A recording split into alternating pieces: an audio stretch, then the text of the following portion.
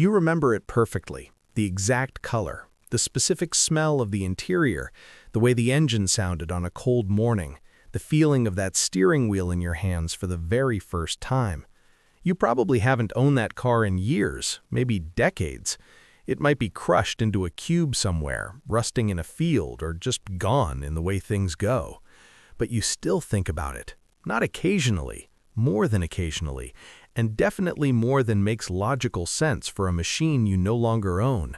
This isn't sentiment. This isn't simple nostalgia. This is psychology. Deep, specific, and surprisingly well-researched psychology. And understanding it will change how you think about every object you've ever loved and lost. People who still miss their first car aren't being sentimental. They're experiencing something neurologically real, something that science has only recently begun to fully explain. Here's where it starts.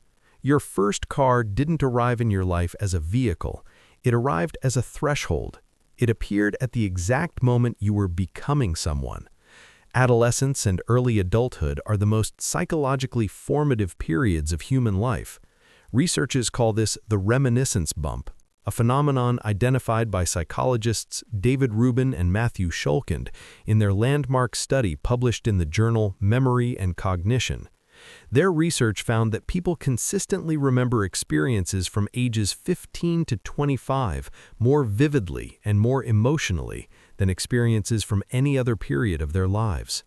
The brain during this window is not just recording memories, it's building identity, and everything encountered during this period gets encoded differently, more deeply, more permanently.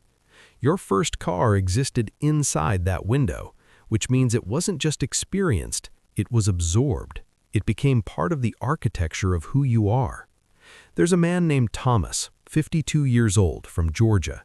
His first car was a 1987 Honda Accord, beige, one window that wouldn't close completely, a cassette player that only worked if you held the eject button down at a specific angle. He sold it at 23 for $1,200 because he needed rent money. He still knows the license plate number by heart. He looked it up on a registry 2 years ago, hoping to find out where it ended up. When asked why he still thinks about a beige Honda with a broken window, Thomas went quiet for a moment. Then he said something worth paying attention to. He said that car was the first time in his life that freedom wasn't something he had to ask permission for. He could leave, anytime, anywhere. For the first time, the world had edges he could actually reach. That feeling didn't belong to the car exactly, but the car was where it lived. Psychologist Mihaly Csikszentmihalyi studied object attachment extensively. He found that people formed the deepest and lasting bonds with objects that were present during moments of personal transformation, objects that witnessed them becoming who they were going to be. Your first car witnessed everything. The first time you drove completely alone, the first road trip without parents, the conversations that happened inside it at 2 in the morning that could never have happened anywhere else, the music that played during moments you have never forgotten and never will. It didn't just transport you, it contained you, and everything that mattered during those years lived inside it alongside you. Now think about freedom. Real, physical, unfiltered, nobody can stop you freedom. For most people, the first car was the physical object through which independence stopped being a concept and became something you could actually feel. The first time your whereabouts weren't dictated by someone else's schedule, someone else's willingness, someone else's permission. Developmental psychologist Erik Erikson identified adolescence as the critical period for building genuine autonomy. His research described this stage as the moment when young people begin constructing a self that belongs entirely to them. The first car for most people was exactly where that construction became real, not theoretical, not promised for later, real and immediate and yours. You could go, and you went, and nothing was ever quite the same after that first time you drove away alone and realized nobody was coming to bring you back. No wonder you still think about it. Now consider what researchers call the extended self, the idea that people don't experience their identity as ending at the boundaries of their own body. Significant possessions get incorporated into the actual sense of who you are. The self extends outward into objects that carry enough meaning and enough history. And when those objects are lost, the experience quietly mirrors losing a part of yourself. Not dramatically, not always consciously, but genuinely and measurably.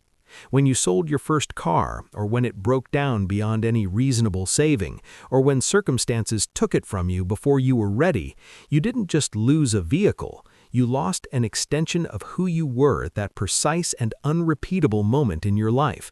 That's a real loss, with real psychological weight, even if nobody around you at the time recognized it or treated it that way. There's a woman named Angela, 44 years old, from Michigan. Her first car was a 1994 Ford Escort, bought entirely with 2 summers of waitressing money. She drove it through college, through her first real job, through a relationship that didn't work out, and eventually one that did. The car died on a Tuesday morning in her apartment parking lot without any warning. She cried, not briefly, for a while, and she felt quietly embarrassed about it for years afterward. She shouldn't have felt embarrassed at all. Grief researcher Kenneth Doka has written about what he calls disenfranchised grief, the grief people experience for losses that society doesn't fully recognize or make space for.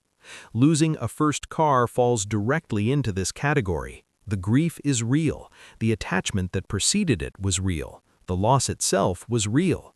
The fact that what was lost had an engine and 4 wheels doesn't make any of that less true or less worthy of acknowledgement. You were allowed to grieve it. You still are. Here's something worth sitting with honestly. The memories attached to your first car don't actually live in the car. They never did. They live in you. The car was always just the location where those memories were made and stored and repeated until they became permanent. But humans are deeply spatial creatures. We associate memory with place, with smell, with texture, with the specific quality of light at a specific time. And a car is a place you inhabited completely and repeatedly during the most formative years of your life, which is why it surfaces unexpectedly decades later, during a song that played on its stereo, during the smell of a similar interior in a parking garage, during a quiet drive on a road that looks like one you used to know when everything still felt open. The brain isn't being sentimental when that happens. It's doing exactly what it was built to do, returning to what it marked as important, protecting what it decided was worth keeping. And here's the truth underneath everything.